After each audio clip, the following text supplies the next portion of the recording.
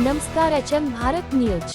आगामी पदवीधर आमदार चुनाव को लेकर अभिजीत वंजारी ने की पदाधिकारियों से चर्चा, ओबीसी जनगणना पर दिया जोर।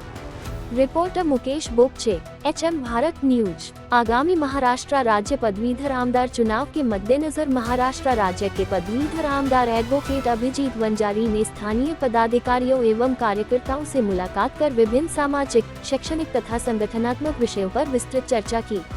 बैठक के दौरान एडवोकेट अभिजीत वंजारी ने ओबीसी जनगणना के मुद्दे को गंभीरता से उठाते हुए कहा कि समाज के प्रत्येक वर्ग को न्याय और उसका उचित अधिकार मिलना अत्यंत आवश्यक है।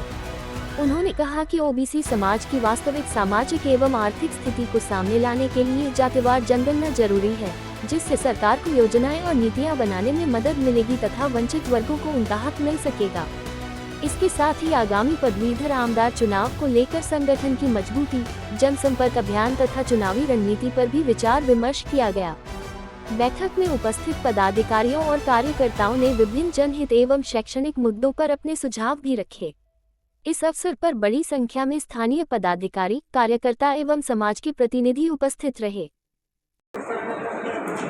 पदवीधर मतदारसंघाचा आमदार मी अभिजीत वंजारी आता यावर्षी सुद्धा पदवीधर मतदारसंघाची निवडणूक नोव्हेंबर-डिसेंबरमध्ये होणार आहे आणि म्हणून एका जनसंपर्काच्या दृष्टिकोनातून आणि पदवीधरांची प्रगती अधिकाधिक झाली पाहिजे या उद्देशाने आम्ही गोंदिया जिल्ह्याच्या दौऱ्यावर आहे। बोडगाव अर्जुनीपासून आम्ही सुरुवात केली। बोडगाव अर्जुनी, सडक अर्जुनी, नंतर मग देवळी, सालेकसा, दुसऱ्या दिवशी मग आमगाव, गोरेगाव, काल गोंदिया शहर इथे सुद्धा वेगवेगळ्या लोकांच्या आम्ही भेटीगाठी घेतल्या। आम्ही महाविद्यालयाच्या भेटी दिल्या, राजकीय लोकांच्या आमचे काही पदाधिकारी आहेत त्यांच्यासुद्धा भेटी घेतल्या, त्यांच्या मीटिंग्स घेतल्या। ओबीसी संघटनांची बैठकसुद्धा आम्ही काल घेतली आणि आज तिरोड्यामध्ये आलेलो आहोत आणि इथून मग भंडारा जिल्ह्याच्या तुमसर, इथून मोहाडी, तिथून भंडारा ग्रामीण अशा पद्धतीचा दौरा आहे। ही निवडणूक फार मोठी असल्यामुळे 6 जिल्ह्याची निवडणूक असल्यामुळे अशा पद्धतीचा सातत्याने संपर्क करावा लागतो आणि गेल्या तसेही 5.5 वर्षामध्ये मी माझ्या कार्यकाळामध्ये सातत्याने या 6 जिल्ह्याच्या सर्व लोकांच्या संपर्कामध्ये होतो। अनेक प्रश्न आम्ही देश दुनिया की ताज़ा खबरें, सामाजिक मुद्दे, सरकारी योजनाएं, किसान समाचार, जनहित की आवाज़ और विशेष रिपोर्ट देखने के लिए आज ही हमारे चैनल से जुड़े।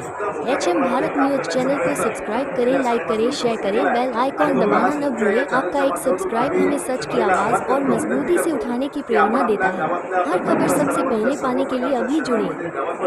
आपण पदवीधरांची नोंदणी ही मोठ्या प्रमाणावर करावी ही विनंती करायला मी आज आलेलो आणि त्या निमित्तानेच आज या ठिकाणी दिलीप बनसोड साहेब आमचे या भागातले नेते आहेत, आमचे माजी आमदार आहेत, त्यांच्या घरी सर्व प्रमुख मंडळींची आज या ठिकाणी बैठक घेतली आणि पदवीधरांची नोंदणी अजूनही सुरू आहे आणि ती अधिकाधिक संख्येने वाढावी ही या ठिकाणी मी या निमित्ताने आपल्या सर्वांना वाटते। सर, ओबीसी जनगणनेच्या बद्दल ओबीसी जनगणनेच्या बाबतीमध्ये काल गोंदियामध्ये ओबीसीच्या चळवळीमध्ये काम करणारे जसं आमचे अमरभाऊ वराडे आहेत किंवा बबलूभाऊ खटरे आहेत आणि इतर बाकीचे मंडळी जे या चळवळीमध्ये काम करतात त्यांनी अनायासे काल मीटिंग ठेवली होती, बैठक ठेवली होती। त्या बैठकीमध्ये त्यांनी मलासुद्धा बोलवलं आणि त्यानिमित्ताने आता हे जे काही देशातले प्रधानमंत्री नरेंद्र मोदी साहेब यांनी पार्लमेंटमध्ये सर्व जनतेला उद्देशून त्यांनी सांगितलं होतं की आम्ही जातनिहाय जनगणना करू आणि त्याच्यामध्ये ओबीसीचा सुद्धा समावेश राहील अशा पद्धतीचं वक्तव्य केलं होतं। मार्च महिन्यामध्ये जातनिहाय जनगणनेच्या किंवा नुसती जनगणना